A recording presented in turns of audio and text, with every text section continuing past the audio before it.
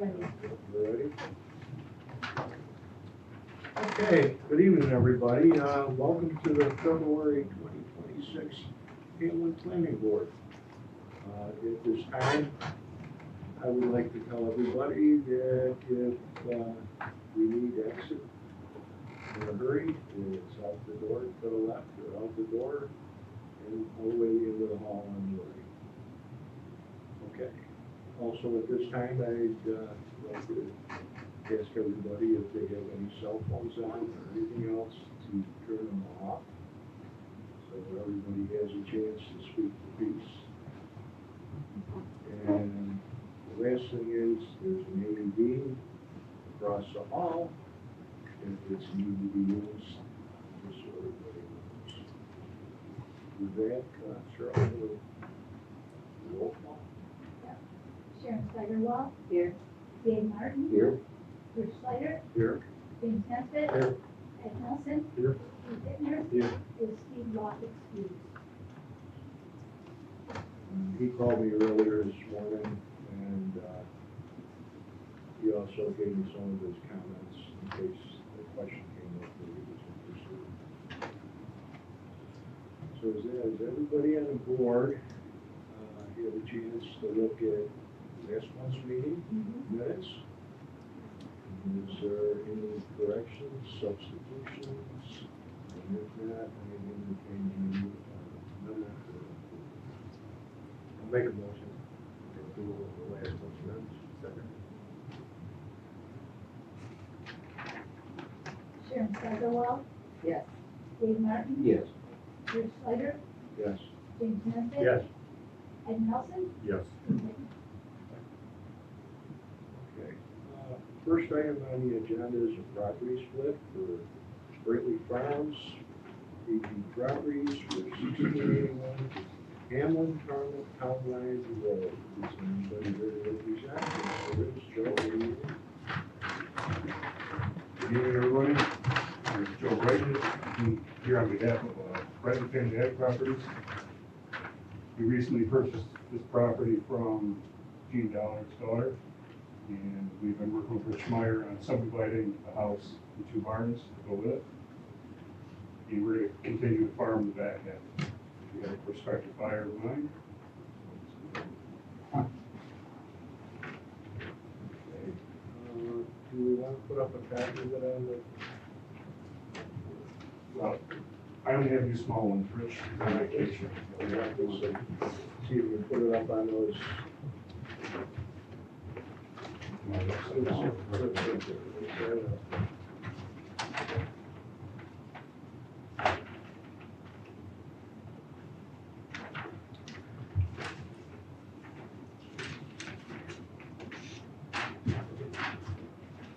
Just point out the road, it reflects the Town Line Road here, here.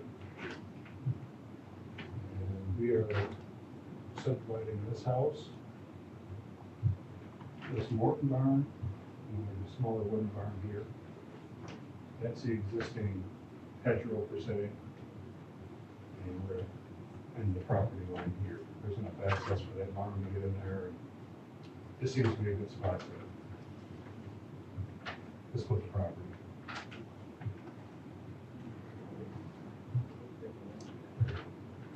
JP.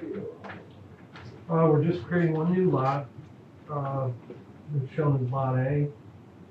Everything about it is conforming to your setbacks and area requirements, etc. The remaining lands still have a remainder of about 77 feet of access onto Hamlin Farm Town Line Road, so that's conforming as well, so I don't see any engineering concerns with the subject.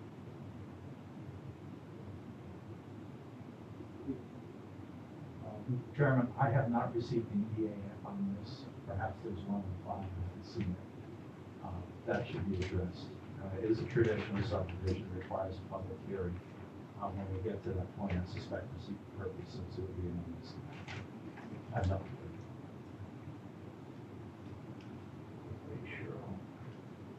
I have no concerns. It looks straightforward.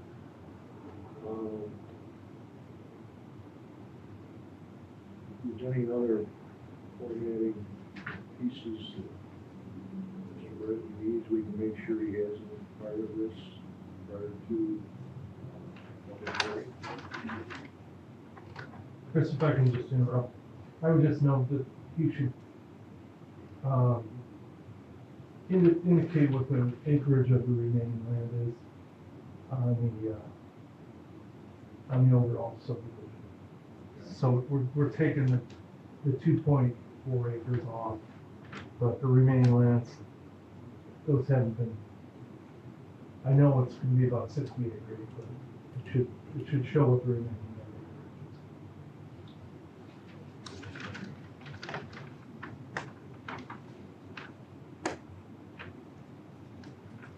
Does Rich Mayer know any of this at this time? JP? No. But we can be, we have to schedule a public hearing, so I'm sure we can address that. All right. Keith, at this time, if we're still gonna do a public hearing, I don't know if there's any other questions from the board, but on your comments, you said that this is a certain type of seeker, Yes. and should we make the seeker determination now?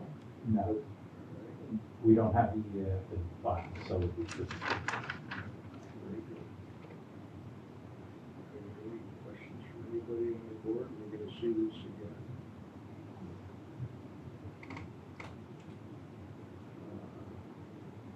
So we'll be ready for next meeting. Put you on for a public hearing.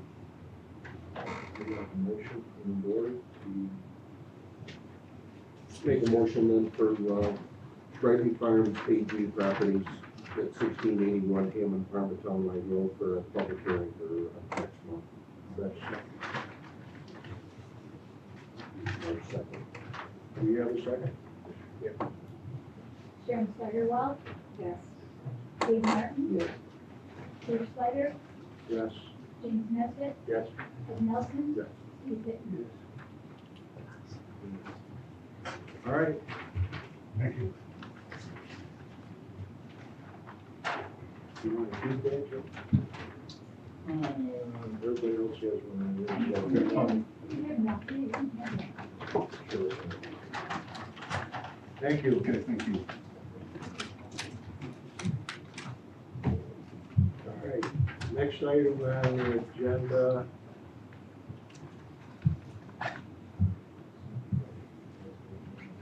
Yeah, right. Cheryl, can you do one check subdivision? And I just started this out of order because I was using Yeah, this. you already signed it, you already Okay. put it in. All right, that was one. Yep. Okay, next item on the agenda is for Todd Way, 3029 and 3041 Roosevelt Highway, for property split merge. Here you are. I am George Funnell here on behalf of Rich Mayer. I could put a map up, I unfortunately have some of the smaller copy, but I should just on board if you like. There you go. One of the big one. Thank you, appreciate it. The way owns both properties located on Roosevelt Highway. He is looking to submit his application for public hearing. He would like to adjust the easterly lot line from what is shown as lot one, not changing the overall area of both lots.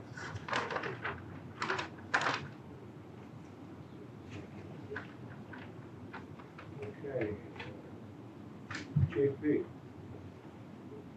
So what I'm seeing is just that we have two lots, we're gonna end up with two lots with just a lot line adjustment. The adjustment makes lot one larger and lot two smaller, but as a result, both lots are still in compliance with the RM zoning. The only thing we look out for when we do these lot line changes is to verify there's no encroachments on the septic system or any items like that. Other than that, there's no engineering concerns. I have no legal concerns. It's a lot line adjustment. It doesn't require a subdivision public hearing. We don't need an EAF because it's clearly type 2, so I have no problems with Sure. I've never seen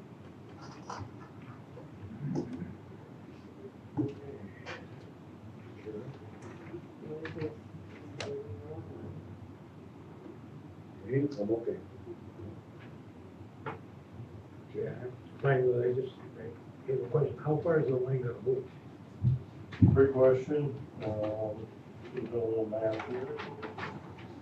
A few feet, if you will, but, looks like we're moving roughly 60 feet 60 feet to the east.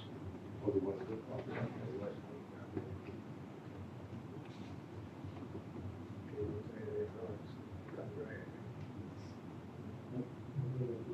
What's in the vision? Did you drawn on there? It would be an issue between the two property owners.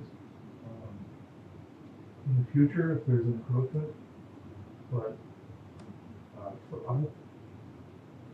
just for their good, for their own well-being, selling a lot or transferring in the future, you wanna make sure you're not creating an encroachment. To us, it's a line on a page. To me, it's something to check out before you close it up. Is that information available? I can, make comment to Rich. Sometimes we're able to use some records, see if we could put a computer location in there, just to kind of best guess, but show on the map where it would be consistent with it. Listen, it's been brought up by a member of the board, and don't need to have a public hearing, but maybe the final drawing can show approximate location of it. Especially since it looks like it's gonna be additional parking over there, that you want to be parking on top of the 70. Would it extend out that far? Actually, yes, to the northwest, there is a sanitary manhole, so there's a possibility. There is also- Well, I'll leave it to you, Jay, Just to, work that out. So that'd be easy enough for them to confirm before we sign. Sometimes there's only one building, but So, Sewer there. it's There may- lights out front. there may be sanitary sewer available. well, that would make no either way. Just make note either way, if the sanitary, if it's not sanitary, it's moot, if not, show the list. No issues. Okay, we need to do a secret. Okay. I'd like a motion for approval of showing the secret. It should be resolved by this board as a type 2 action. Do I get a second? Yeah, second.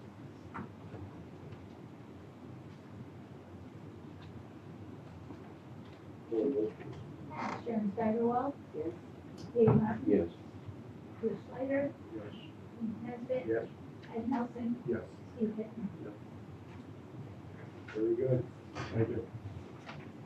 Can you wait this copy? Yeah, you.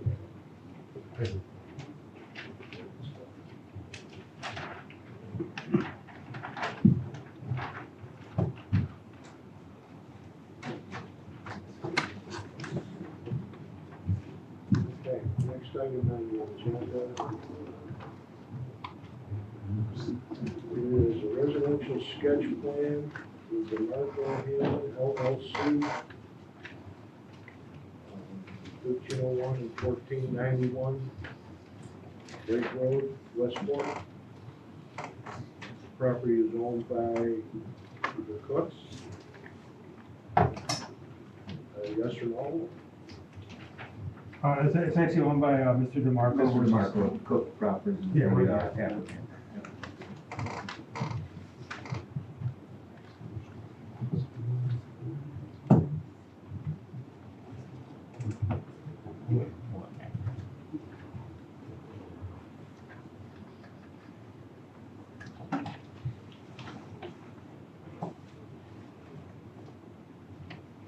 Okay, go on the record, you are. My name is Matt Tomlinson. I'm with Marathon Engineering. We're the engineer of record for Mr. Cook. Jeff Cook's with me today as well. I also have Steve Taccone and Rafael Barretto from my office with us, and Jerry DeMarco representing the current owner of the property. So, as you mentioned, we're talking about two parcels of land at 1301 and 1491 Lake Road on the West Fork. We're on the west side of the road, just south of Brick Schoolhouse Road. The two parcels in question total about 128 acres in size, generally wooded. There's sanitary sewer that runs down through there, part of the county interceptor system.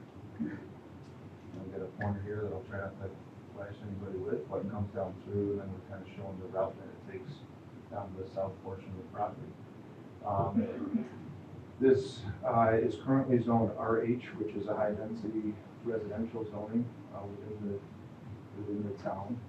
From a single-family subdivision perspective, which is what we are proposing, it requires a 0.4 acres per lot with a 100-foot lot width on there. Other permitted uses within the district with site plan from the planning board, of course, on the residential side include 2, 3, and 4 unit dwellings, mobile home parks, apartments, and townhouses, all with varying levels of density that are allowed to be built under that zoning district. So the parcel has sewer, has water, good road frontage for emergency vehicle access with multiple access points in order to comply with fire code.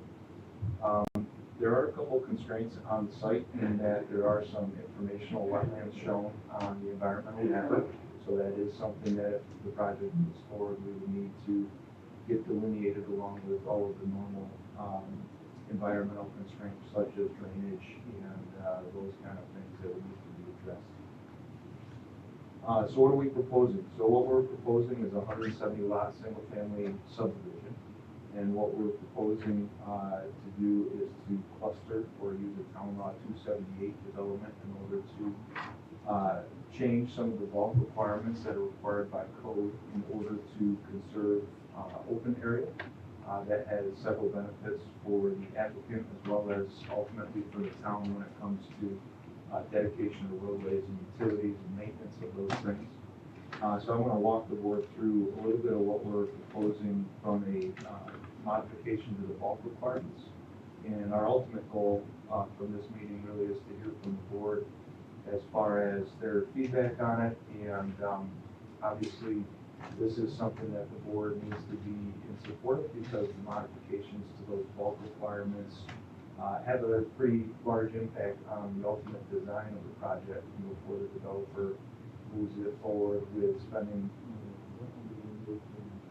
logical studies, those kind of things. We want to make sure that it's something that the board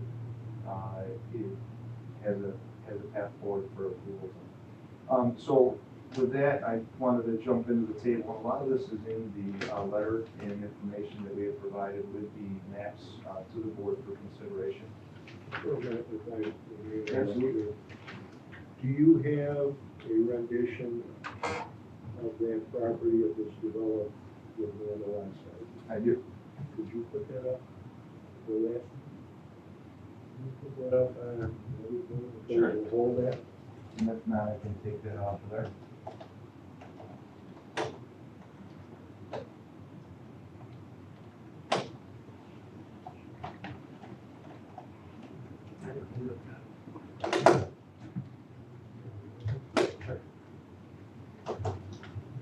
I just wanted to we'd be able to tack it up to that other. Yeah.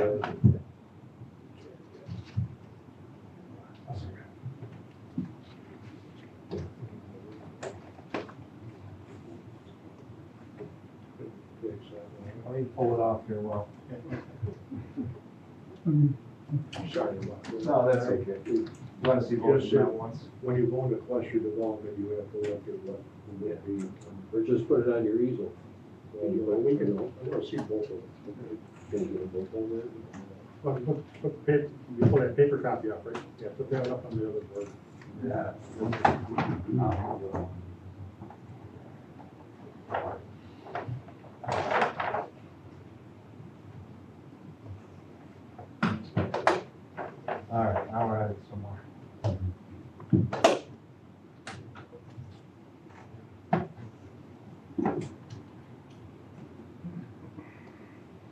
Yeah, so this, just speaking to that a little bit, this zoning district is a little bit unique in that, as I mentioned, apartments, townhouses, and other uses are permitted from a residential standpoint. So when you start looking at a cluster subdivision with lot dimensions meeting the single-family requirements, of course, within the zoning district, there's permissions for up to 10 units per acre from a density standpoint with apartments.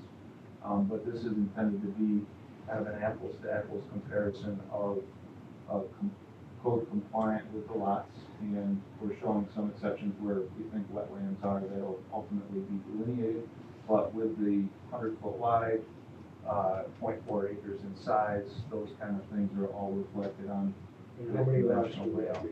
That shows 191, which is a little bit more than we're asking for. We're asking for 170, assuming that during constraints of the full design, we'll lose several more lots potentially for wetlands or other considerations.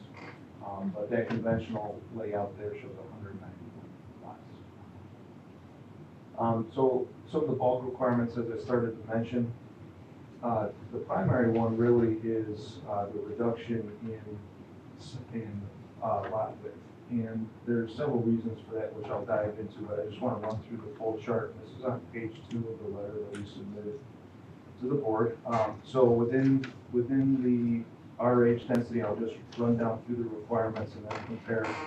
0.4 acres per lot is required with a 100-foot minimum width, a 70-foot front setback, a 15-foot side setback, a 30-foot side setback on corner, and then a max building coverage of 25%. What we're proposing with our cluster average density is a 0.2 acre lot with a 70-foot width, a 30-foot front setback, a 10-foot side setback with a 30-foot corresponding on corner, and then a max building coverage with a smaller lot allowing a similar size house of 40%. A 0.4 acre lot on the conventional development is approximately 100 foot by 175 feet, and that's the minimum lot size that's shown or represented on the conventional subdivision plan. Our plan is a typical lot of 70 by 150, so just to give you guys an idea of the comparison. The lot width and why that's critical to development. The intention here is to, as I said, sell single-family homes on individual lots. Mr. Cook's proposing to put a manufactured home on these lots. They'll all have their own, just like a normal subdivision, sanitary, lateral, water service, yard, pin corners on the subdivision. And the intended price point is mid-250s to mid-350s on the sale price. And so when you start talking about costs of construction and building houses these days, there's really not anything in the market from that standpoint for sale price. And one of the large things that goes into the pricing of a home is the cost of site development. And every foot of road adds a certain amount of dollars to the cost of development and the price of the house. So just for an example, what we're showing here on this cluster development is about 7,500 feet of road. Generally speaking, between $950 to $1,000 a foot is what subdivision roads cost to install those. And so that's a price point without acquisition costs, without soft costs like engineering, permitting, all those kind of things. We had about $45,000 a lot just for the development costs for the physical installation, utilities, clearing, erosion control, stormwater management.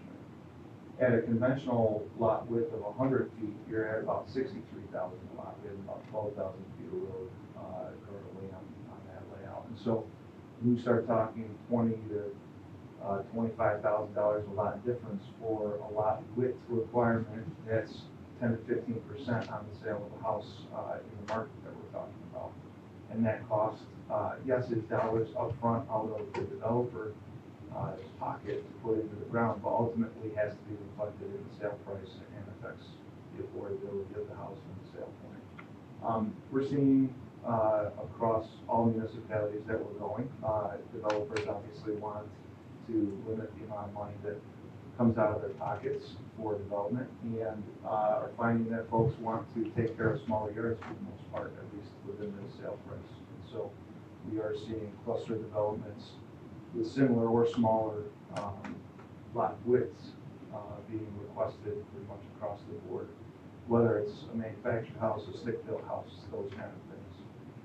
I do have a couple handouts for the board as well before I open it up for questions. Thanks, Steve.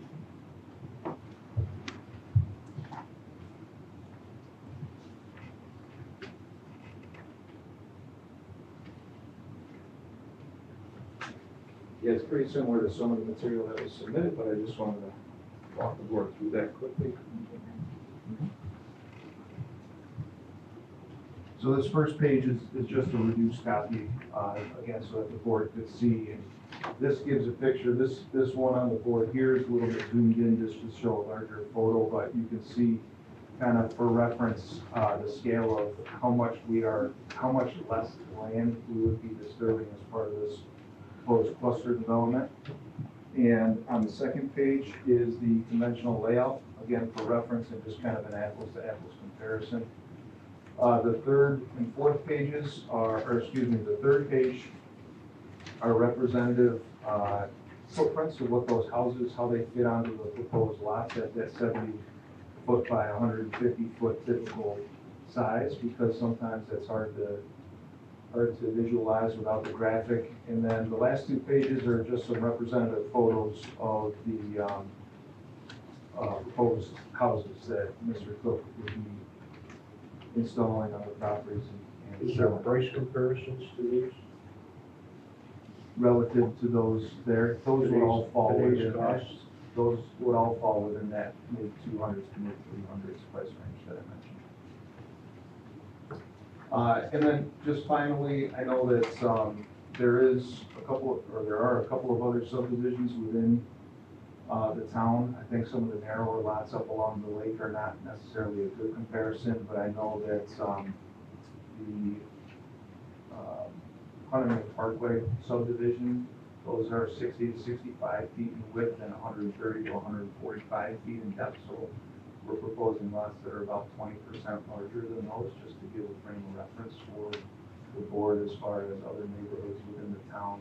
That also has this same RH zoning on that existing subdivision as we have for this parcel. So with that, I know it's a lot of information, but again, we're looking for feedback from the board, and we'll be happy to answer any questions that the board may have as it regards it. Well, it's a nice presentation. And it does raise quite a few questions. All right. Before this isn't a public hearing, okay? There's still a lot of steps that we have to go. The difference between your last comparison and what this is the type of construction of homes. Manufactured homes they date back to the HUD requirements, okay? They are something that are not that far away from a double wide mobile home, okay? What's the difference being that they're set on a foundation, okay? Now, it looks like a duck, it acts like a duck, it looks like a duck of double wide mobile homes, the lot size. But notwithstanding, let's go into probably some other discussion, all right, because it wasn't clear what we were looking at, all right, is type of building. So with that being said, that's a question we're going to come back to. Sure. Okay. Originally, we had some retention facilities in there, okay? Water quality ponds, or whatever you might want to call them. For the amount of runoff for roofs, blacktop, all the other stuff, all those drainage calcs and those type of things go on with the review process as it will come through our engineering department. We also have some conservation corridor areas in the town as an overlay. Janine, I know this is your first blush on that, but we do have some wetlands, federal wetlands and state wetlands in our overlay, Definitely shall be around, I haven't seen if it's in the state wetlands. which might have an effect on your density number of lots. Because we have an old, we have a buffer zone and everything, and we have some lots that are in that might change something. There's an awful lot of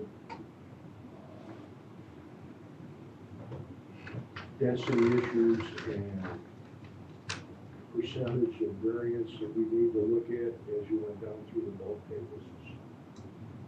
So, with that, I'm gonna ask JP, what your first blush is looking at this, just from an overall engineering part.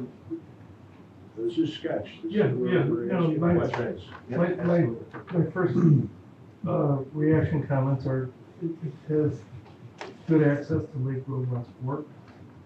With 3 entrances available, so that's a good thing for traffic.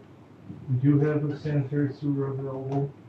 I'm sure if we move forward, we'll want to confirm that the whole thing can be served by gravity. I don't know if you've done any. We're pretty confident that what we have can all be served by gravity based on the record mapping, concrete waters that we provided. So we're on sanitary sewer, public water is available. It is a cluster development, so that, I think engineering wise, the issues with water supply, traffic, sanitary sewer, stormwater are all engineering issues that can be overcome. The bigger issues are more for the town's consideration. Accepting that cluster development, that higher density over the existing. At first blush, Northwest Quadrant Sewer District,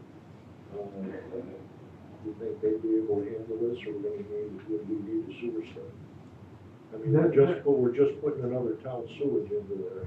Yeah, well, I know for the 2 sewer projects we did up on Lake and Parma and one at Hanlon, they added 500 units and there was no batting of an eye. They did request Kendall to do a tabletop engineering study to, provide things that they could review and accept. So I believe the county is reserving space for Monroe County ahead of outside the county For build out. to build out. That keeps getting modified. Well, but, we just added 500 lots and this is 170. So it doesn't seem like a big hurdle in that respect. There's the utility issues that we've been creeping up. We had a project in Parma recently that was denied gas. Service outside of using the, essentially using all electric housing. The election, the state wanted to push things, but our GE just simply said, we don't have capacity to serve that area. So there would be an issue that we want to look at the other utility capacity, specifically probably gas. But I don't see any big engineering hurdles that can't be overcome. It's the density of it. Kate, you had some comments. Do you want me to piggyback on some of those, or do you want to? Actually, I have a couple of questions before we get into that. This is the time. Okay, Matt, are there going to be basements? That would be an option for any purchaser to have one installed. But So you're assuming slab on grade then? slab on grade or pure foundations, yes. Okay. What about garages? Garages, same thing, option, 1-car garage, 2-car garage, that's at the purchaser's option, along with the finishes and everything else. In your experience, how many of them opt for the garages? I don't have an answer for that, Jeff, I don't know if you do. Yeah, so the price points we're estimating the $250,000 to $350,000. Those include garages, so we would expect most people to choose a garage. Single, double? It would be all right. My overall concern basically is, I think the lots are too tight for practical utility. I think when people buy a house over time, they tend to expand on the lot, the shed, the pool, the deck, things like that. Sometimes the kids are coming, they're having babies and they add a bedroom. I don't really think these lots practically accommodate that. I think over time, you're going to have a parade of people going to the zoning board asking for area variances, and the ZBA would be hard pressed to say no to these people, want to help them out, and yet how can you when the lots are that tight? The zoning district is called residential high density. I mean, it already is high density. So they're taking the lots and rather dramatically cutting them in half. So I have significant concerns about that. Okay, very good. So if those were questions, I'd like to just expand a little bit, or Well, are you keeping track? I can if you'd like me to wait. I think you probably would like to. Okay. Because maybe this isn't the time, unless you figure there's a bullet point in it, where you can expand upon that individual, but, Well, I would just like to, within the zoning districts, that's there, the RH district, for example, duplexes are permitted with site plan approval, and a 2, 3, or 4 family, can be on a lot that's 125 feet wide. So if you talk a side-by-side duplex within this district, that's permitted to be 2 units on 125 feet, would be 2 houses on 140 feet. So again, this district is a little bit unique in that there's a lot of flexibility within the code as it permits to what can be constructed within the district with this board's approval, of course. So I don't necessarily want to leave that as 100 versus 70 because there are other considerations built into the code already.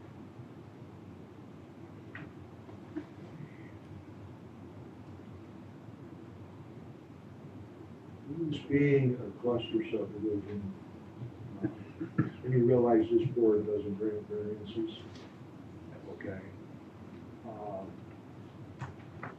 The exception, there is a cluster subdivision, there isn't quite a lot of variances, some of over 50% through the course of construction. There is the ability to design differently also within this stuff, which is brought together. So we want to leave that off the table. And is set down by our attorney, okay?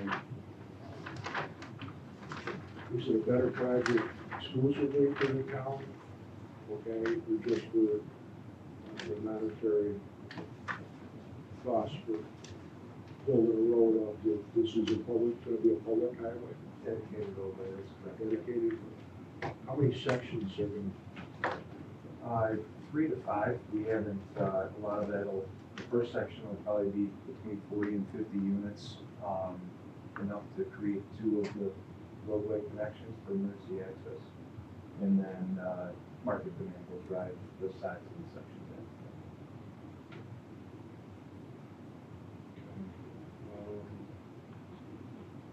who's going to take care of the green areas? Yeah, so you just mentioned benefits to the town, right? So creating a lot of open space that would otherwise be people's lungs and that kind of thing.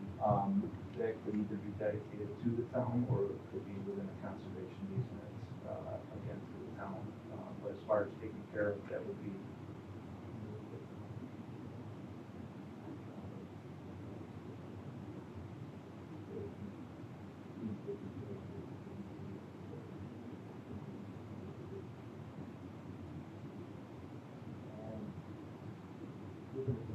Some things I might want to say, but I want to, Cheryl? Okay, I have concerns about the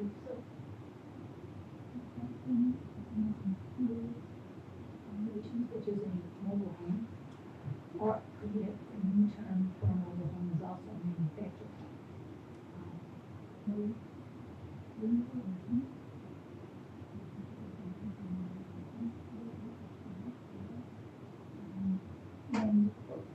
we have three houses that are modular homes in Hamlet, and they all have basements.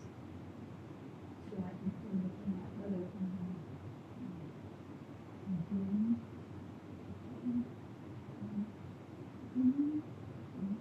Pier foundation is a mobile home, and this considered also a big home, the pier foundations. So.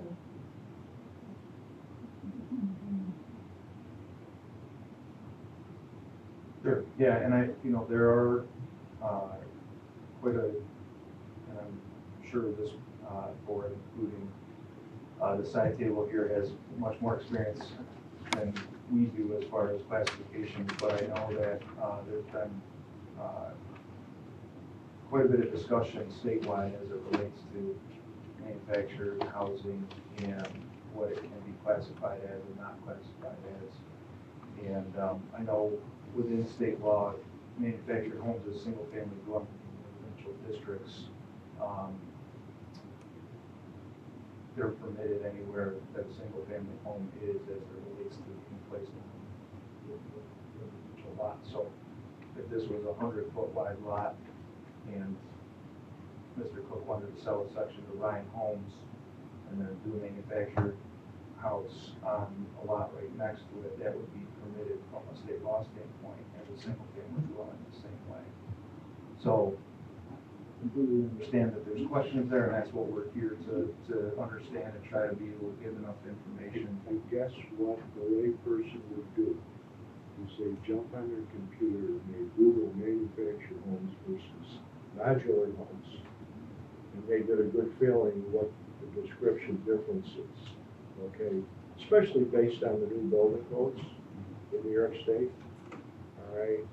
And in fact, with higher winds and all that other stuff, it's more practical to have something sitting on a big concrete anchor of some sort, okay? But that might be further discussions. I'm gonna leave it open now for the rest of the day, then there's some final comment. My question would be, if someone came to you and wanted to purchase a lot in this development, could they say to you, I would prefer a stick-built home? Yeah, of course. We work with many other housing developers, Ryan and Morano, those types of construction, home construction companies. We wouldn't have a problem with that whatsoever. So it wouldn't have to be a modular home? No. So the whole development wouldn't be all modular homes? I mean, that would be our preference as the developer, but we wouldn't prohibit another developer from buying a lot from us, or a homeowner who wanted to contract with a developer. Good question. David, Where are these homes manufactured? We generally, there's three big manufacturers in the United States, Cavco, Champion, and Clayton. Clayton and Cavco are based in Pennsylvania. Surprisingly or not, there's only one manufacturer left in New York State. That's a Champion factory that's outside of Utica. For our New York developments, we're generally using Champion just to keep with New York State homes. Of course, you bring them in, you're gonna have to put them on a slab. Not necessarily. They can go on, as Matt was saying, they can go on a basement, a slab, or footers. But if they don't put a basement in, then you gotta put them on a slab and you gotta anchor them down. That's correct. So that gets costly. It's actually less expensive than the basement. Well, yeah. But, you're saying is it an attainable price, at 250 to 300,000 for a manufactured home? Correct. Well, it's not pricey, is it? Is that pricey? Well, Yeah. not at all. Not considered, considering the price of a site-built home. We're 150 to 200 bucks a square foot, whereas a site-built home is 300 bucks per square foot. Because I know, I'm a farmer, and, we bought a mobile home there last year. Now, I know they're probably a lot there's different grades, but, we paid like 80 grand for 15 by 60. And we can also source homes that are that price. It all comes down to the finishes and really the finishes of the home. For many of our land lease communities, we do bring in brand new homes that we sell for $70,000 to $80,000. But those are single section homes, about 1,000 square feet. These homes are going to be 3-bedroom, 2 baths, porches, dormers, 7-12 pitched roofs. 1,500 to 1,800 square feet. And more home costs more money. And of course, I think that's all I have. Hey, Terry. I live pretty close to the area. Let me tell you, I don't like your north driveway or roadway. It's too close to the brick schoolhouse road. I don't think the state will give you a permit to put it there. And I'll give you a little example that would be funny if you had to do it instead of me. When I got the information last week on this, every time I went out the driveway, they counted how many cars I had to wait for. And about 8 times out of 10, I have to wait in my driveway to get out. There's a mobile home park down the road that has a high concentration of people. Right on Drake Road, there's another mobile home that has another high concentration of people. That's the busiest intersection in the town of Hamlin. It has more accidents than any other intersection in the town. It's gets as much traffic as our only red traffic light. And I looked at a solution, and if you look at lot number 1, lot 36 and 37, it would give a lot better viewing area of traffic. They could possibly, if we're not in the business of designing this for you, but look at that. Because I can tell you with clear conscience of the amount of accidents that happen at that intersection, for the lack of people stopping at the stop signs, it would be tough getting in and out, no question at all. And also, there's a hill there, a little dip. Yeah, so one of the first things that we'll do when we do our surveys out there, again, assuming that we move forward, is coordinate with state DOT, or the county DOT, excuse me, for site distances, safety, that kind of thing. We do have a lot of flexibility in that we do have frontage along Brick Schoolhouse as well, where maybe a drive could be connected and moved further away from the intersection, but that has its pluses and minuses as well. So that would be something that we coordinated pretty early on before we finalized the layout. Another good question, traffic issues. You obviously done a study on this, what is your time frame to build this out and with the market, and what you say is you're looking for those $300,000 houses, how long is it gonna take to build this whole thing out? Yeah, so. Are we gonna just end up with the first 10 lots and then it's gonna sit for 10 years? Well, we would be proposing a section, like I said, between 40 and 50 lots in the first phase, and that would require typically a first section, the road's gotta go in, all the utilities have to go in, et cetera. So we'd be building, the infrastructure for that full section all the way up front. We wouldn't just be going in for 10 lots and stopping and then continuing. So I would anticipate that'd be somewhere in here out towards the road. So I would anticipate about 1 to 2 years as full build out of the first section is what we're anticipating. Yeah, we generally are projecting about 25 homes per year. That's what we projected for sale. So yeah, no more than a couple of years. So a lot of that obviously depends on our approval path through the board and everything else. I would say, even though it's only February 2nd, this year, maybe we could get a road in, but a lot of that will depend on how well we do our job in getting approvals and design and everything else. Steve? My first house on Long Island was basically called a cluster house, it was on a slab, and a very small piece of property, a weathered house, very poor, and we had to buy a house, as a first time buyer. And we did these houses, first time buyers. So I'm curious about two things. One is there any kind of a rec center place with people, pools, something like that? No community center or anything like that, these will all be for sale, just like a normal, normal subdivision.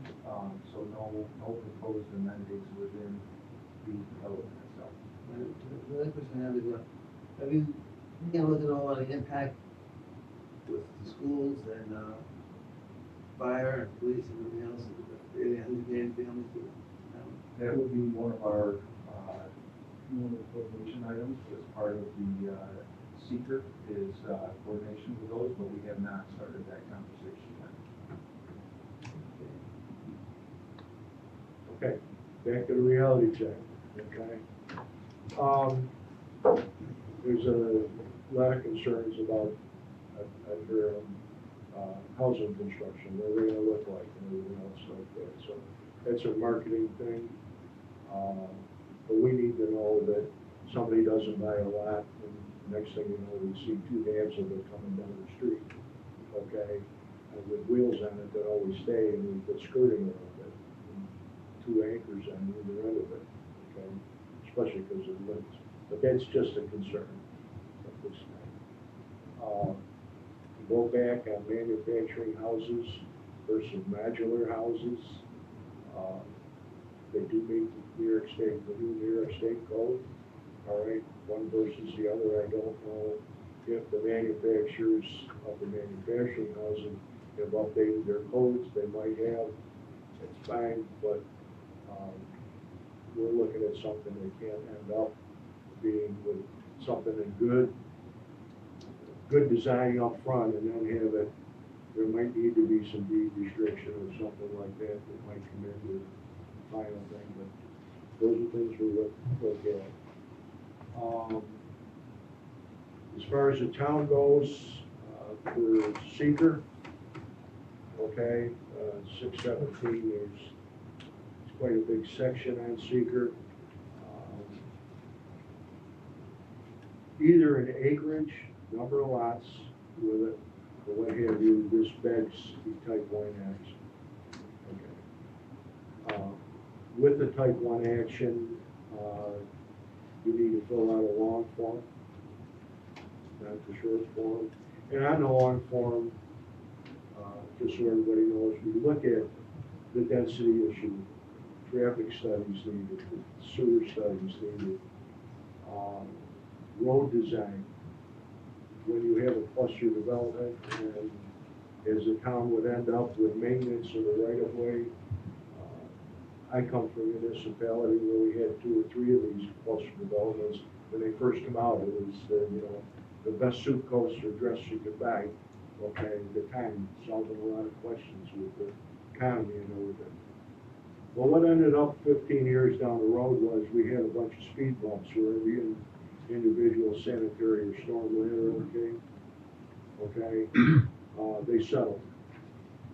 And it wasn't for lack of construction practices, because we have pretty tight construction practices for site development. 100% density and all that other stuff. But as freeze and thaw goes up and down, and the manholes go up and down, the catch basins, and the density of the backfill, especially if you have a shallow sewer that's close into the road boxing, okay, you lose some of that 100% density of backfill, okay? And you have the bigger option of you're gonna have 170 some crossings, all right, that are gonna have to be repaired at one time or another, and the road needs to have some kind of final wearing surface and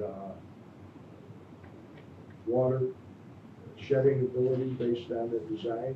Your top's only worth so much and your binder's only worth so much in a period of time, and it has to be maintained. Every 7 years, you gotta do some kind of treatment, and you can clear me out, Mr. Supervisor, as your status. Yeah. And the DPW. But anyways, type 1 is a reality in this, okay? And, as you have right now, this, you put a product together, and you're trying to sell it to us, and with the sections that you're going to be doing, cumulative environmental impacts, this involves more than 10 acres or more. Yeah, I believe that over 10 acres really only applies to commercial and industrial, but we may be over from It can lots. come in if we feel so. Oh, yeah, for a Okay. coordinated review. Yeah, Okay, so the coordinated review. Warren County Health Department, okay? Sewer Department, okay, all the county things, county highway, traffic control, queuing distances, signage, all that stuff is gonna have to come in before, and we need to complete the application with the two of these things. As it is right now, this has to have either a zoning change, okay?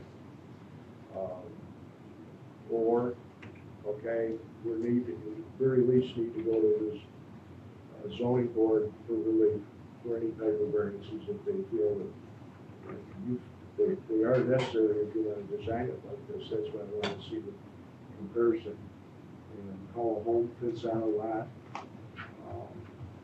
If it's going to be attractive to the people we welcome to the town of Hamlin, we'd like to see what the average today pricing would be for different frontage units and where you put the garages and all that other stuff. Okay. The design issues. Type 1 action doesn't happen overnight. You know, we have to declare ourselves the lead agency, but not until we get a completed enough application that we can take, you know, we've got time frames we'd have to hit up. And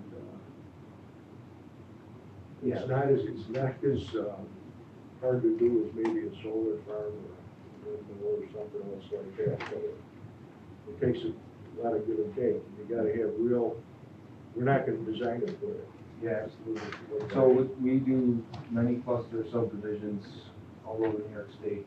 So we try to make it very easy on you by providing as much information as Have possible. you made an application to another town in Monroe County?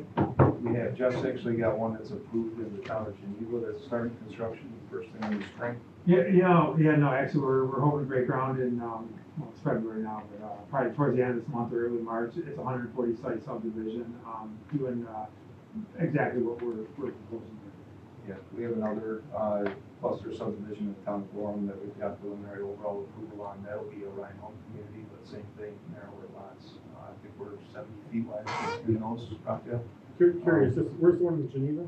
It's on Carter Road, just north of the city. Right near the school, high school. Yeah, and we've got several others that we're working with Mr. How old are these? Have you molded up the shade? It's a new development. We haven't broken ground yet, but they'll be brand new homes. The one in Geneva is approved. That's modular. Manufactured. So I had just a couple of questions based on what you said. I fully understand the type 1 long EAF, we do those all the time. You said something about going to the zoning board of appeals for variance relief. And typically in a cluster subdivision, what we're requesting to be within the cluster that this board approves means that you wouldn't need variances for those. Those are at the planning board discretion. I'm sure Mr. O'Toole knows those rules better than I do. But typically that would not be a ZBA action for separate. That would be something that's a cluster subdivision approval. And if this town wants to refer us there or what have you, we'd be happy to do so. I just want to clarify for our own edification on the process.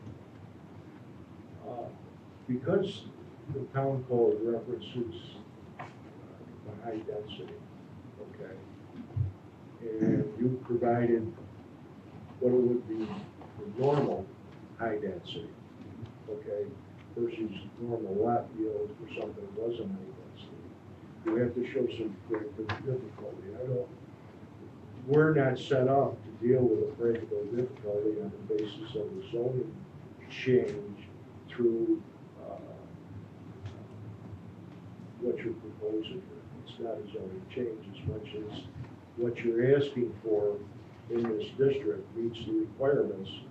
You're telling me you're meeting our requirements, okay, for a high density home. Okay. Yeah, if I may, Chair. Go ahead. There are a I couple was of- getting around to it, but you go ahead. There are a couple of moving parts. It may well be that a buyer of a particular lot wants to do more than what is normally permitted.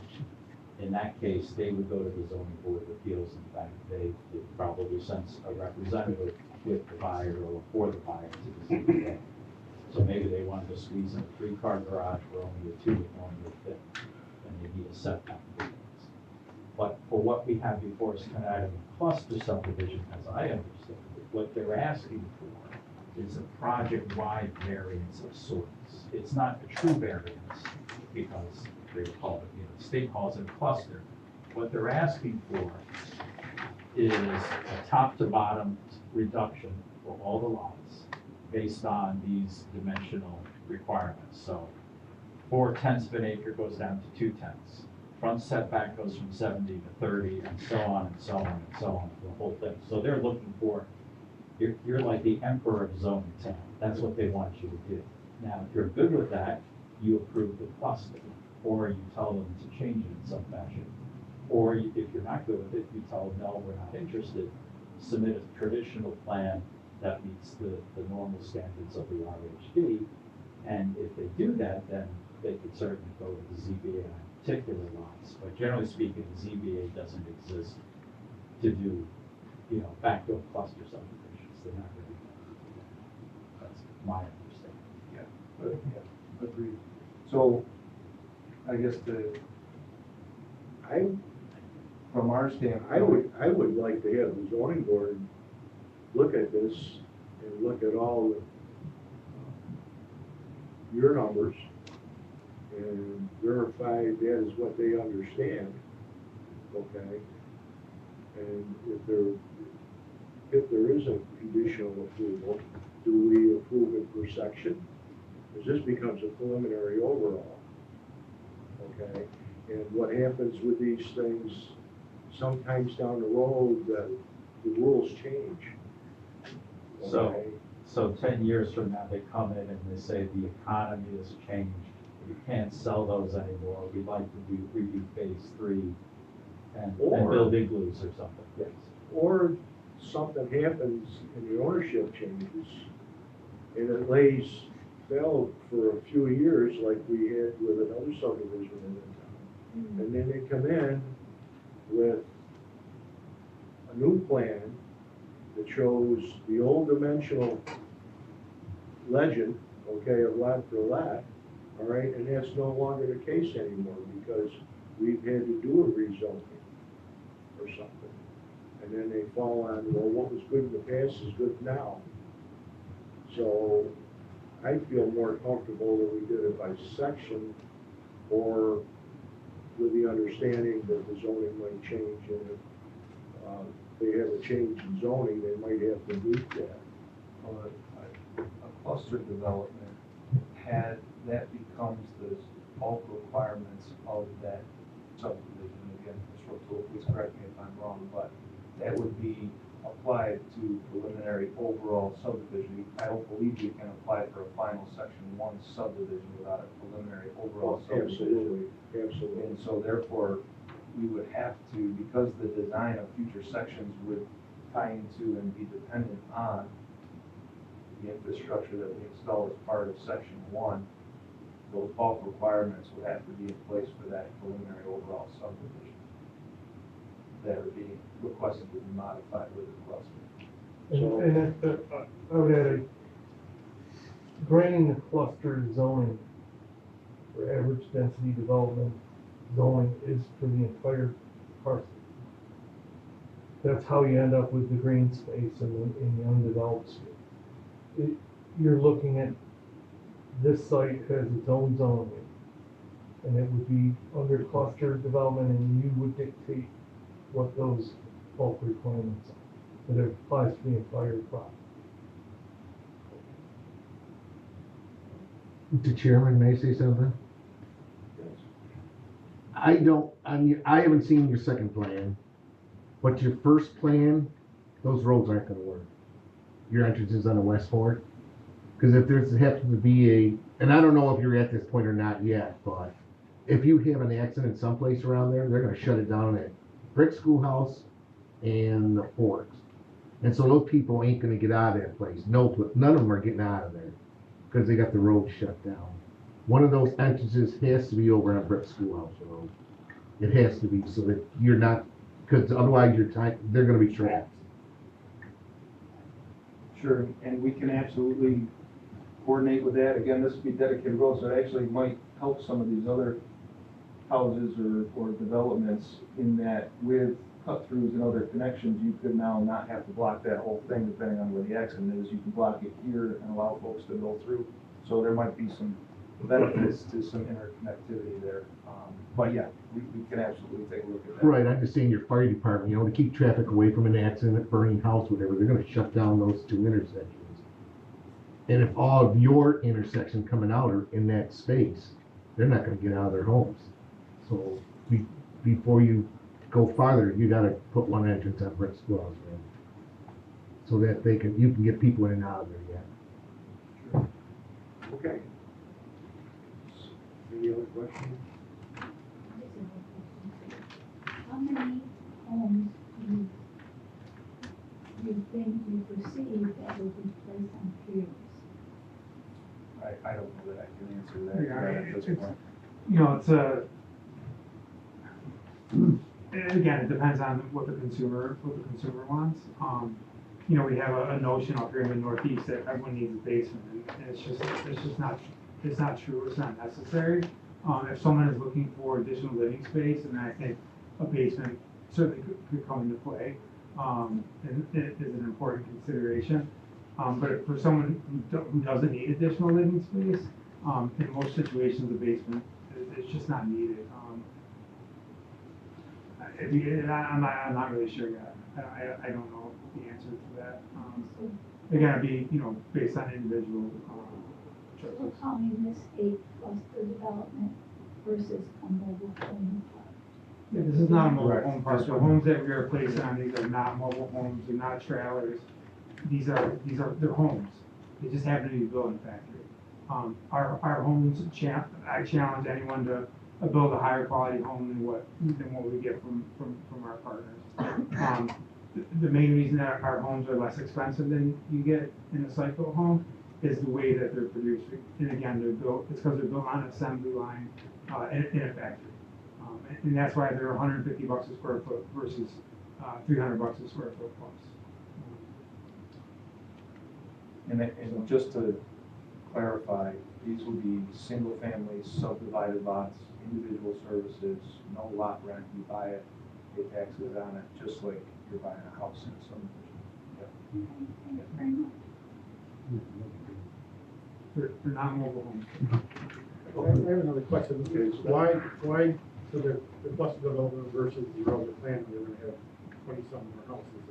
Yeah, so the cluster development, and again, it's a little bit more apparent when you look at the handout that I gave, where you can see the entirety of the parcel and how much open space can be maintained versus on that typical, that would be lawns, houses across the entirety versus being able to maintain 40 to 50 acres at least out of the area as open space. Secondly, as I mentioned, there's an impact to the sale price of the house and the market that we're going for. 20,000 that goes into a wider lot, lawn to mow versus 20,000 that goes into your upgraded kitchen or a bigger front porch or what have you. It has a significant impact on the purchaser of the properties. There's significantly less road and utilities to maintain. long-term for the town for dedication of those and utility owners, to 30% roughly. So that there's a lot of benefits to the cluster subdivisions. Okay, well, we thank you for your time. If the intent, finding what you heard here tonight, based on our comments, is you want to go forward with it, you're gonna have to go down the rabbit hole of seeker, okay?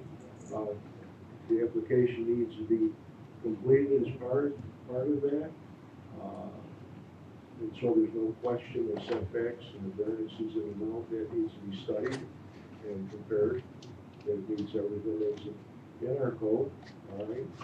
And we can go on from there. But at this time, it's not a complete application, it's a sketch plan. Sure. Yeah, so I would, even if it's a straw poll, if I could ask the board, the biggest, we can tweak entrances, we can tweak, where stormwater is as we go through this design, traffic, all of the pieces that we need to do, including getting a wetland delineation so we can chat with the conservation board about, the buffers for that and those kind of things. The biggest impact in what could be a showstopper, a go, no-go decision for Mr. Cook really is the board generally willing to consider a 70-foot wide lot, because if we go through all of these steps and spend a significant amount of money on the engineering and we come back and you say, it's got to be 100 feet, that's going to be a lot of money that Mr. Cook has spent for something that may not be able to pencil for him. So again, it's a sketch plan, and this is not an approval by any means. We're just looking specifically on the lot width, whether or not the board is willing to consider it with further detail provided. I think it's designed right, it meets the criteria of the town and the zoning code. We probably have to look at it, all right?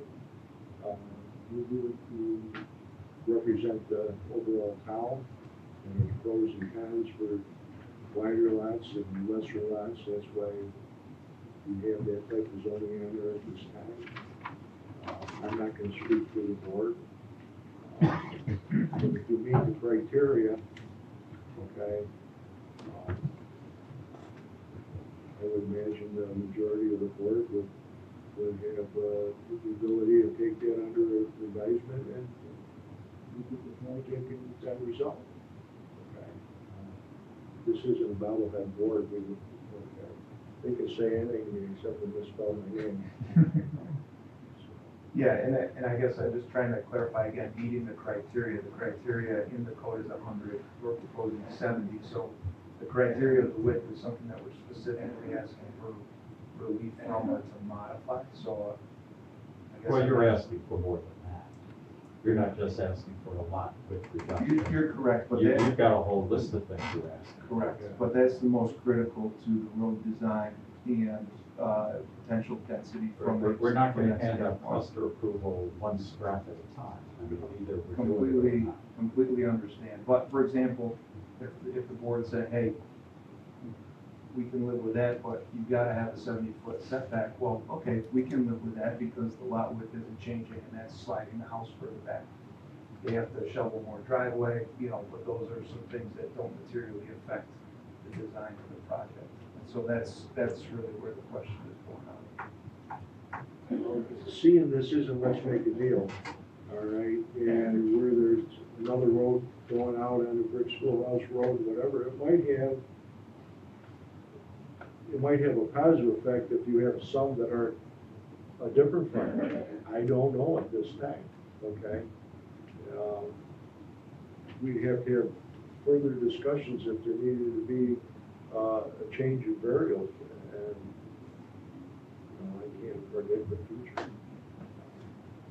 You're asking for a lot, okay? And I understand what it costs for subdivision.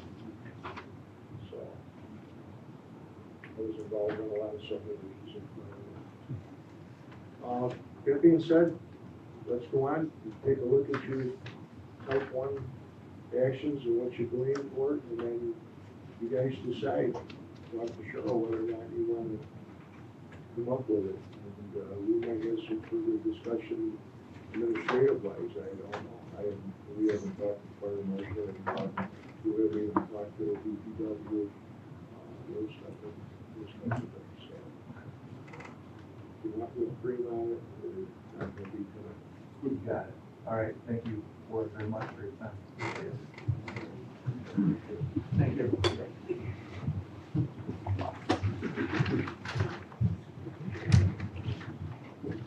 Come on, man. That's okay. That's okay.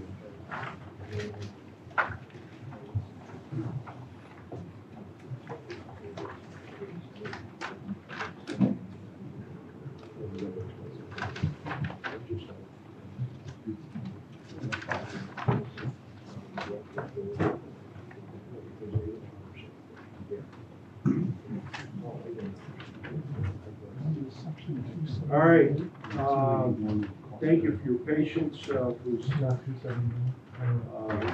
here. Just curious. Okay, Mr. Bauer. You got your big drawing here?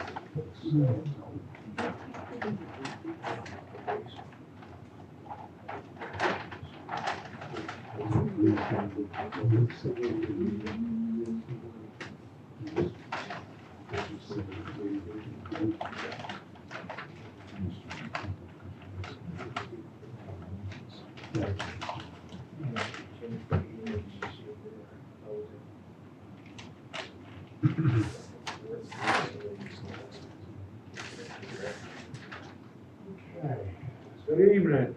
Evening, I'm back.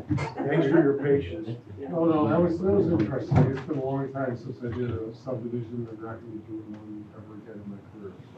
So. Or an office park, or, whatever. But, clusters in section 278 or 281. It used to be 280. Then they changed the number, which was very helpful. To what? 278. Okay, all right. Anyway, we have tonight Dave Bauer and Gilbert Brentley. Willing buyer, willing seller. So we had options A and B. B is the winner. This lot number 2 is going to be sold to a guy that we call the Marine, because I guess he is a Marine, always a Marine. And the 2 flag lots that were in option A, not gonna happen. We're Brightly buying the whole shebang, and it's 48.059 acres to the right of way. So he has access to his land. You don't have to worry about umbilical cords and all kinds of nonsense. And he's gonna be tiling the fields, and there's a swale here, and there's all kinds of good things. Dave's lot is lot number 3. The winery is gonna have 11 acres and change, needs to have 10 by state law. The winery will still have access from the existing road here, plus the winery visitors and tourists, whatever. And lot number 2, there were 5 Arnie Carmichael lots here, so we have a record plan from county DOH. And there is a good perk test depot here.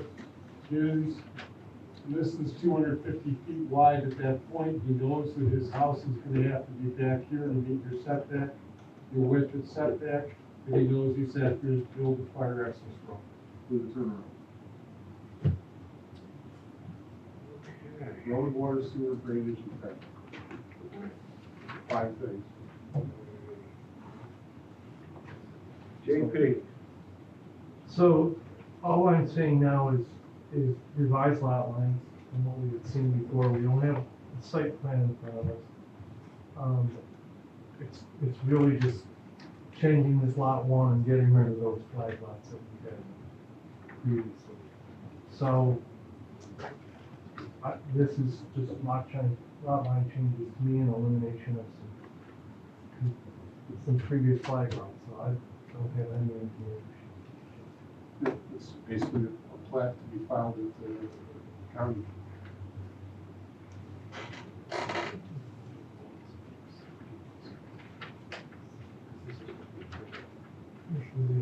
So have this and have these two guys.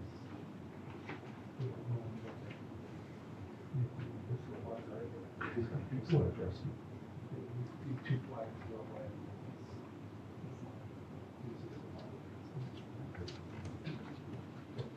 So I guess the question, do we need a public hearing next month for the public to come say that they like our subdivision plat? Or they don't? Because it's basically planning board chairman signs and it goes down to Sharif. Sharif.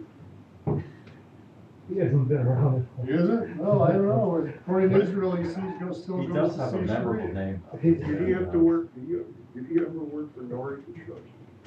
I don't know. His predecessor is retired now. Well,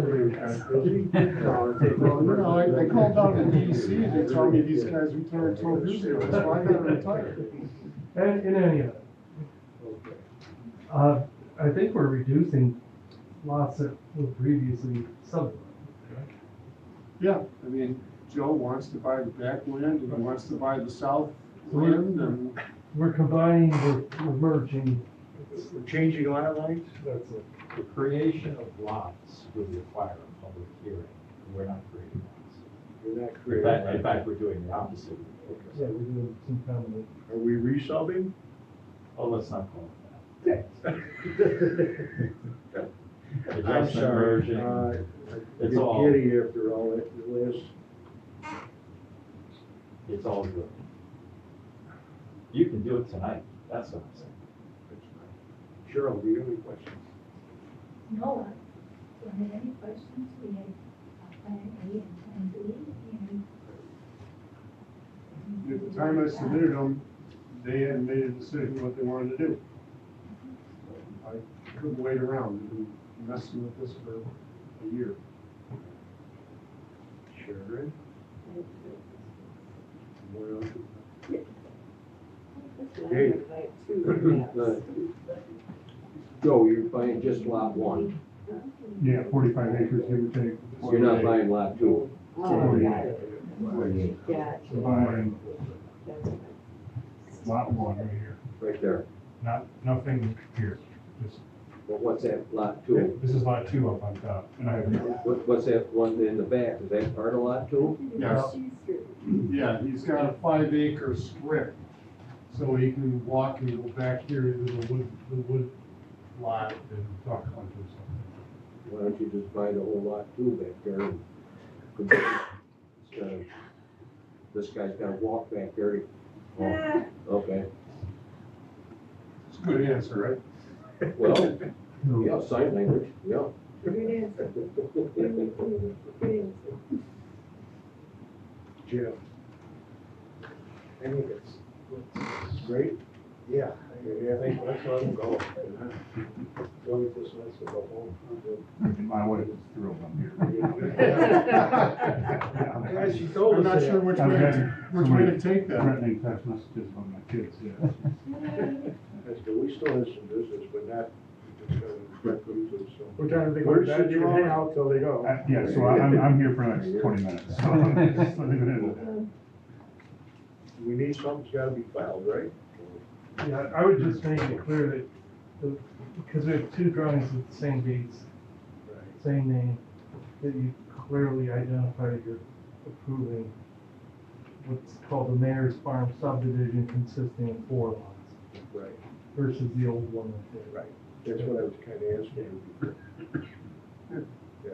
So I was trying to take all those descriptions and put them together and they didn't add up to 4, so I was. No, that's a good way to describe it. Do we have a drawing? You're asking that. I think we're just going for comments, and I think we're. No, I'm good. Can I ask Steve, there was some comment there? You have something to say? We'll get a Mylar out here, Well, Need a you're gonna Mylar. you're gonna need a Mylar, okay? for filing, with the county, we need a Mylar. So we'll get one and get it out here to Cheryl, and she can give you a buzz, and, Yeah. you won't be driving the Corvette over, because we're gonna do it pretty quick. Not this weather. I know. Either one of mine are running, so. Okay, do we want a motion, or is there a seeker for this? Classified as type 2. Okay, someone like to, do a seeker? So moved. Yeah.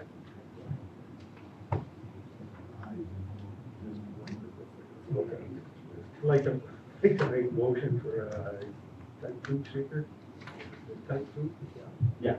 Yeah, type 2 seeker, and I gotta give you the address. And what do you want to use for an address?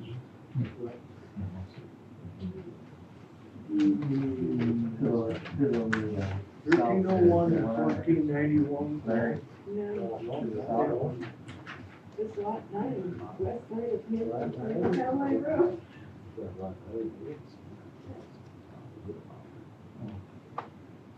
Okay, well, this is.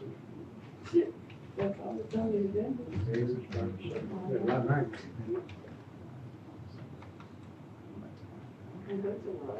It says lot 9, why is it lot 1 on the map? Yeah. Yeah.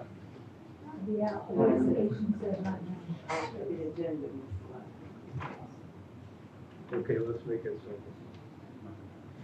To make a motion for a type 2 seeker negative declaration of Myers. Lat. Number to be determined. Hamlin, Harmon Town Line Road. That's what I go up there. Yeah, I mean, back on lot 1 is, 1593 Hamlin Park of Conway Road. 1591. 1593. That's 91. That's 1593 is the winery, 1613 is me. Then what happens is it goes up to the south.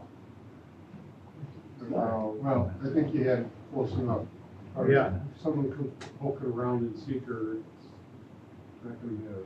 Myers Farm subdivision consisting of 4 lots on North River. What JP said. Second? Sharon Steigerwald, Yes. Jason Martin, Yes. Chris Schleider, Yes. James Nesbitt, Yes. Ed Nelson, Yes. Steve Chambers. Yes. Then we had to have another, now we have to have a motion for Myers. We know. I didn't say 4 lot subdivision. The Mylar that's going to be presented is going to be the Myers Farm subdivision, consisting of 4 lots. Okay.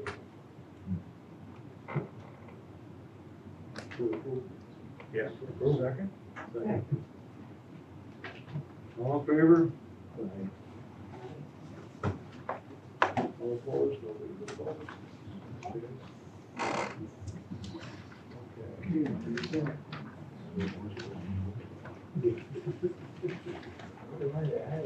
Thank you very much. Very welcome, Jerry.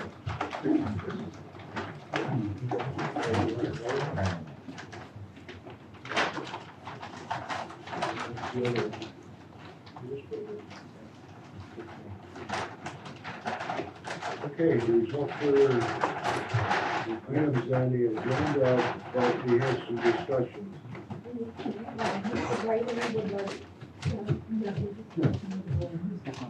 Very good. Wake up, Joe. Thanks, guys. Oh, Have a good night. Great deal. Good night. See you later. There's some cookies. I'll take one. He just the right note. That's it? He just the right note. So I'm looking for some guidance. My wife and I have a cottage in Sandy Harbor. And we're gonna remodel it. And it's gonna be extensive remodeling. Part of that will be raising the cottage up. And when we do that, our property line runs this way and our house runs this way. So actually the front northeast corner is actually right on the property line of the neighbor. I'm looking for guidance on where to go to get the information on, I want to jack it up, and I would prefer to spin it.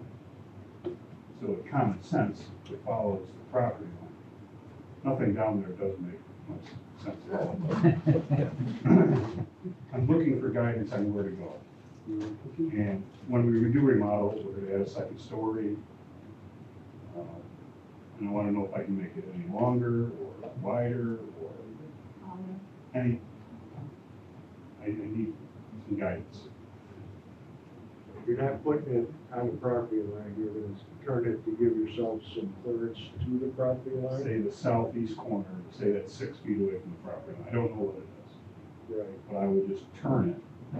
So the southeast corner stayed 6 feet, okay. and the northeast corner kind of was 6 feet, followed the property line. So it's a pre-existing non-conforming lot. It's been that way. So if you're going to make it more so that there's this, it's gonna meet the minimal existing predetermined location that was there, I don't think they'd have to go to the zoning board on that. They meet the height, why? It's not a total reconstruction. What if it was? Pardon me? Everybody's got, I can't hear. Yeah, what if it was? Well, I'm actually afraid that when I jack it up, You're gonna lose, so he's thinking that it's gonna fall apart. it's gonna fall apart, he's gonna have to start from scratch. Yeah, no, that's what I'm nervous for. Well, can you just adjust your lot line, or there's no little lot line to buy, or say with your neighbor, you can No, work something out? No. They're pretty tight right there. no, you're fighting over people. I mean, I don't wanna fight on anything, but. Steve Rice, Blackmore, he was a dispatcher for Northrop Concrete when they were up there. He's got a home now on Luco Drive, on the summer place. And he had a contractor come in, jack it up and move it back. He lives up in Blackmore, he's a phone call away. That's great. He'd give you some names and yeah, I can't think of the name of the guy that. I'm just really nervous that a professional jacks it up. It's just not, I don't know if it's even worth saving. You know, it's just in such poor condition that if you're gonna go to that much work, you might as well do it the right way. And I wanna make sure that I know the rules to do it the right way. And if we're gonna get an architect, and we met with her, and she said, well, what can you do? And I said, I don't know. So here I am, and I'm, you know, can I make it longer? Does it need to be the same footprint? Can't go any closer to the lake, I understand that. Well, there's a porch that hangs off the front, so is that as far as you can go with a porch, or is that as far as you can go with an enclosed porch? So There's all of that stuff. basically what you're doing, God forbid, if something happened to that house, either through a storm or whatever event, you need to replace it. what does the code say about replacing New York State code? Or What replacement? replacing a dwelling that's, I mean, if the place falls down while he's trying to do it, Well, you have to follow the rule, you have to go, he's on the lake shore, he's on the lake shore, right? so he should contact the DEC, along with everyone who does anything on the lake shore. He is fortunate being on Sandy Harbor, he will not have to come back here to a conservation corridor development permit, because he's more than 100 feet from the water. That's one good thing, and he's also not in coastal erosion hazard area. No, he's not, so we've got two things for him, but I think he should make application to the DEC, let them know what he's doing, and then he can just go from there. Does the DC tell me how big of a building I can put down there? No, we'll have to we'll sit down and do that together. I would think that you would want to meet the building inspector, kind of lay out at least roughly on your survey map, a copy of your survey map, what the zoning restrictions are. So your architect can take a look at that and kind of know what box your architect has to design within. So there's clear regulations in the building code that says, The zoning no, or the building, like, she has clear Yes. numbers, Yes. like, okay, you can have 6 feet away from the property line, or you need a zoning variance. And Yeah. the building is existing 30 feet long. Does it need to stay 30 feet long, or can you go 40 feet long? Well, there are a couple of moving parts. If you essentially start over, that's a bit. How wide's the lot? How wide's the lot? Maybe like 4 of these.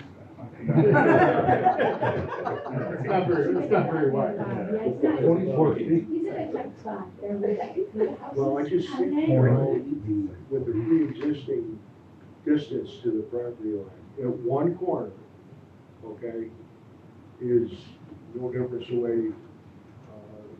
A lot of those lots are, they've been there as cottages at one time, they were turned, so that 6 feet, let's say, that he has, Which is fine.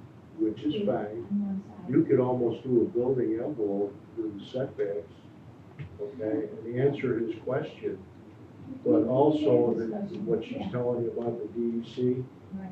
for that, I think you'll find a replacement in kind of making something more uniform and by the way, something that is going to be sturdy enough.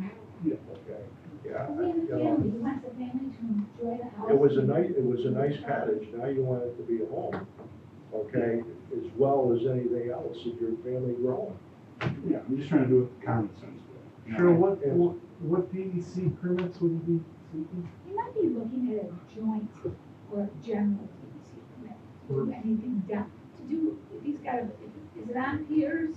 Yeah, well, it's either an Article 24 or Article No, 40. it's just on the ground. Is it, That's but probably rotting. you said it's over 100 feet from Standing Creek, And it's 100 feet from the lake. from the lake. but 'Cause the there- beach is We have so- conservation overlay districts associated with Standing Creek. Yeah, we don't, well, no, I mean, but no, we have a conservation corridor development, that you have to be 100 feet from the lake, from Lake Ontario. Yeah, but Standing Creek has a conservation overlay district as well. We're on Yes, Sandy, but he's- we're on Sandy He's Harbor. more than far enough away from. Yeah, he's right. I just don't know the Going property. further, Yeah. yeah. I know. Right at the T. It's pretty much when you come to Sandy Harbor at the T, Yeah. he's right across the street. Yeah, it's right. Okay. there. That's true. Right there. So he's not even that close to Sandy Creek or to that wet area No, to it's the west. not. It's got a pretty No, good location. the wet areas are basically across the street on the south side of the road. Right, Yeah, he's more than 100 feet. more than 100 feet from there. Yeah, 7 arm lengths from that. 6'4" or? Yeah, so maybe 100 feet would be more than 6, but yeah.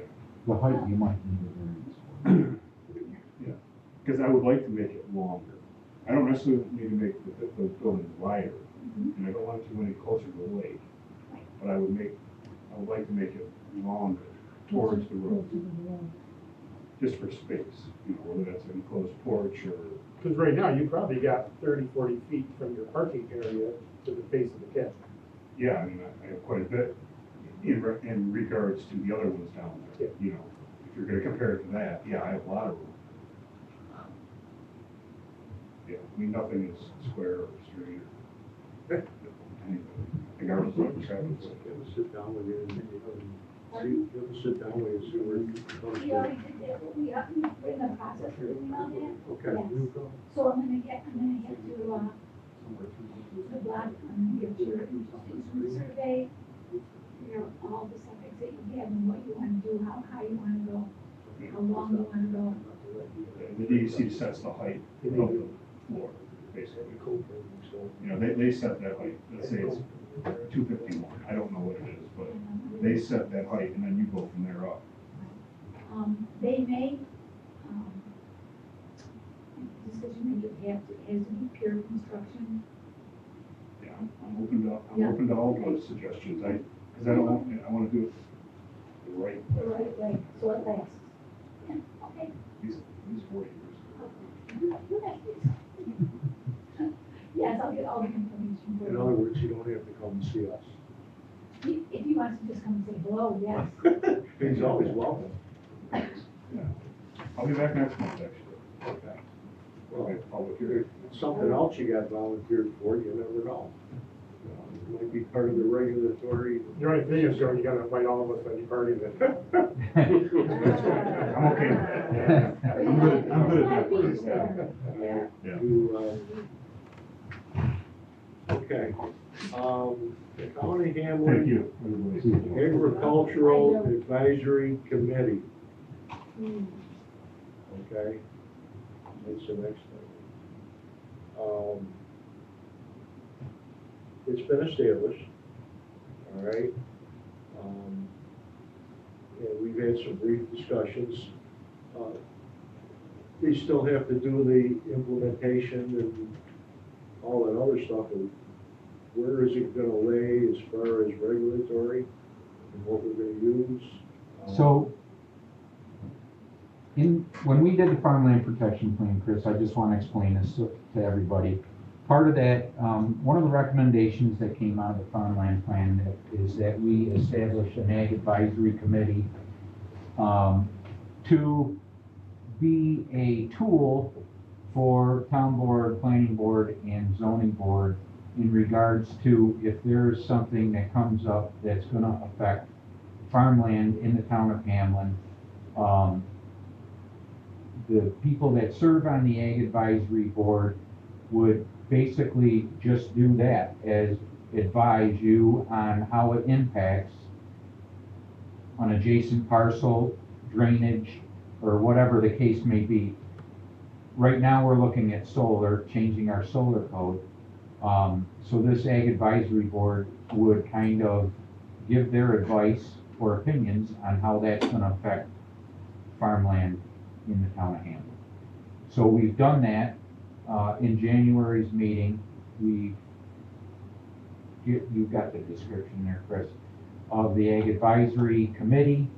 And they are basically gonna be at our disposal, whether it be through email or at some point in person to a meeting, just to give their opinion, advice on how that's gonna affect ag in the town.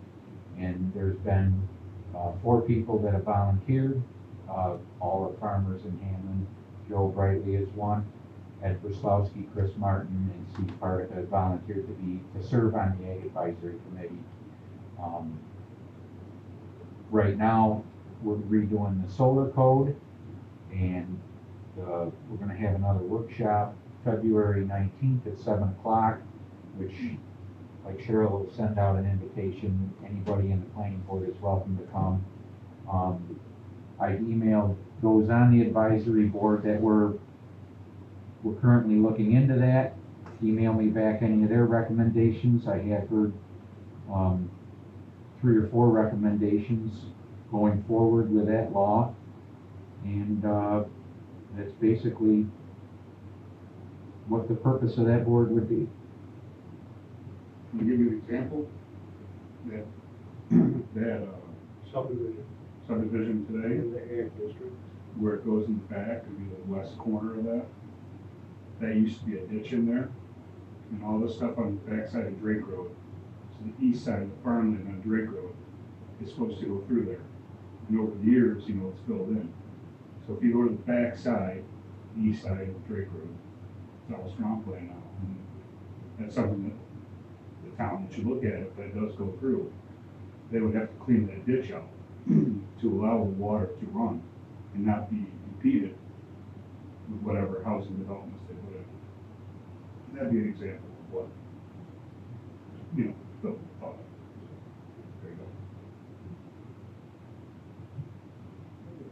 go. They are, they're gonna get the agendas of both planning and zoning board emailed to them and minutes following the meeting of every month, just in case they see something like that coming down the pike that they may wanna show up for and, or make you a phone call, or if you have a question, you have their contact also. And we still, it's gonna, at some point in time, if you don't wanna lose any more agri protected areas, you have to know which ones they are, with soil surveys and stuff. Mine's so old, mine's from 1971. So, but I have the Monroe County Soil Survey, and I know some of those have changed. But you're gonna need to know what corners of the town and stuff are premium soils, not just good soils and stuff. And that's something that we would like for whomever's on that committee to identify those areas. It's all in the assessor's office, classified on soil maps. And the soil maps have been updated through Monroe County. But the assessor has that information. Okay. So any project coming through, she has access to that information, which in turn, the town has access to that information. So by the town, should we be looking at that, or should they be the ones coming to us and say, hey, look, man, like you said, you've got a swamp now that should have been a ditch, okay? And Chris comes and says, look, there's this field over here that they want to build some houses and stuff on. And that's the best part of the whole lot. I've never had any chemicals on it or anything else like that. Yeah, that would be a case-by-case basis. But how are we gonna know what those are? Is that something we should be studying, or is that something that you folks should be studying? And letting us know. See, if you had that as if you had an overlay district, other than the ag district, okay, at that time, there'd only be certain things allowed in that district, and it's ag business only. If you want some longevity to this town, continue to be an ag town, you gotta have some kind of way to make sure that happens. Well, if that's in an ag district, that's gonna be considered. But who's gonna say, no, you can't build there? We should. Huh? We should. Right, but unless you have part of the zoning code that addresses that. And that's what we're looking, that's what we're looking into as far as solar. Right now, we're renewing the solar code as it pertains to ag and other things, also considered. Alright. If you need any volunteers and stuff to be at meetings, or you want them to be, Well, everybody on the planning board is invited to the zoning workshop, you know. That's the 19th. Yes, the next one would be the 19th at 7. it's been so long since we had a lot of workshops, that would be the best thing to do. So. Great. Janine? Well, we have not been busy. We didn't have a meeting in December, and then our January conservation board meeting was canceled due to the weather. So we haven't even met since November. So I don't really have anything to report.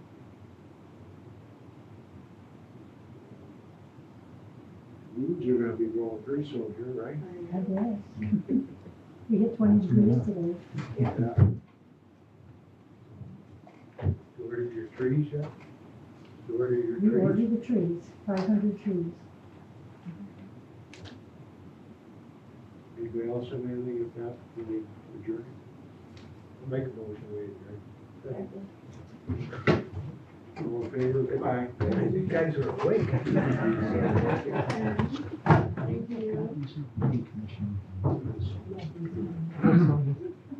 Cheryl?